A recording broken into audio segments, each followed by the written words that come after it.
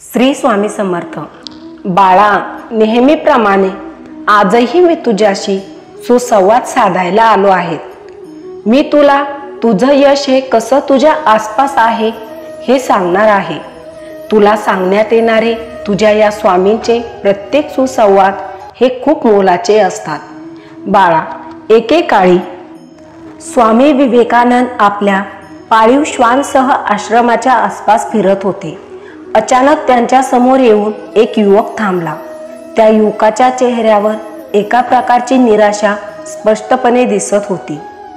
त्या युवकाला पाहून स्वामी विवेकानंद थांबले आणि त्यांना त्या युवकाला येण्याचे कारण विचारले। त्यावेळी युवक म्हणाला, स्वामीजी, मी खूप वैतागलो आहे। मी खूप शिकलेलो आहे, मात्र मला काही केल्या यश मिळत नाही। मला दारोदार फिरावं लागत आहे। मी सर्व प्रकारचे उपाय करून पाहिले, मात्र माझ्यासारख्या शिकलेल्या युवकाची फरफटच होत आहे। कृपा करून मला काहीतरी योग्य मार्ग सांगा, असं तो युवक स्वामी विवेकानंद यांना म्हणाला।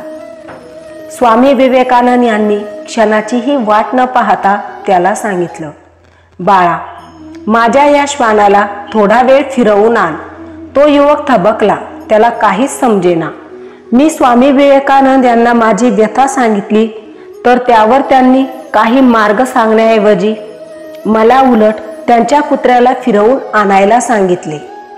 माझ्या अपयशाचा आणि या श्वानाला फिरवण्याचा काय संबंध?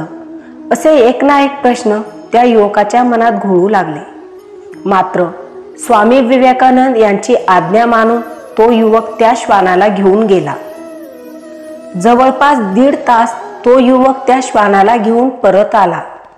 स्वामी विवेकानंद यांनी पाहिलं तर तो युवक ताजातवाना दिसत होता, मात्र श्वान चांगलाच दमलेला होता। स्वामी विवेकानंद यांनी त्या युवकाला हाच प्रश्न केला। स्वामी म्हणाले, तू इतका वेळ फिरूनही ताजातवाना वाटतोस आणि माझा श्वान हा मात्र इतका दमलेला का वाटतो? त्यावर तो युवक तात्काळ उत्तरला, अहो स्वामीजी, तो श्वान इतका वेळ या गल्लीतून त्या गल्लीत, या दारातून त्या दारात जात होता। मी त्याच्या मागे मागे फिरत होतो। तो श्वान कधी कधी कोणावर भुंकतही होता, मात्र मी त्याच्या मागे फिरत राहिलो। खूप धावपळ झाल्याने श्वान थकला असावा, असं तो युवक म्हणाला। एक नजर त्या युवकाकडे टाकून स्वामी विवेकानंद त्याला म्हणाले, यातच तुझ्या मागच्याच प्रश्नाचं उत्तर दडलेलं आहे। इतरांच्या मागे जाऊन इथे तिथे भटकून तू दमला आहेस, म्हणून तुला यश मिळत नाही। विचार न करता तू इतरांच्या मागे जातोस आणि दमतो। तुला काय करायचं आहे, तुझं ध्येय काय आहे याचा विचार पक्का कर आणि मगच त्या दृष्टीने वाटचाल कर। तुला यश नक्कीच मिळेल। इतका वेळ त्या मनामध्ये विचारांचा काहूर माजलेल्या त्या युवकाला स्वामी विवेकानंद यांचे हे शब्द ऐकून क्षणातच समाधान मिळालं। तो युवक स्वामी विवेकानंद यांच्या आश्रमाबाहेर पडला तेव्हा त्यांच्या चेहऱ्यावर एक वेगळंच हास्य होतं। बाळा, या कथेतून तुला हेच समजून घ्यायचं आहे की अगोदर तुला यश कशात मिळवायचं आहे हे तू मनाशी ठाम कर।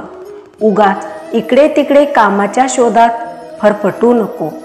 तुझे ध्येय अगोदर निश्चित कर आणि मग त्या दिशेने चल। यामुळे तुला कधीच अपयश प्राप्त होणार नाही, कारण जेव्हा आपण स्वतः आपल्याला काय करायचे आहे हे निर्धारित करतो तेव्हाच यश आपल्या हाती असते आणि ते आपल्याकडून परिपूर्ण पार पडते।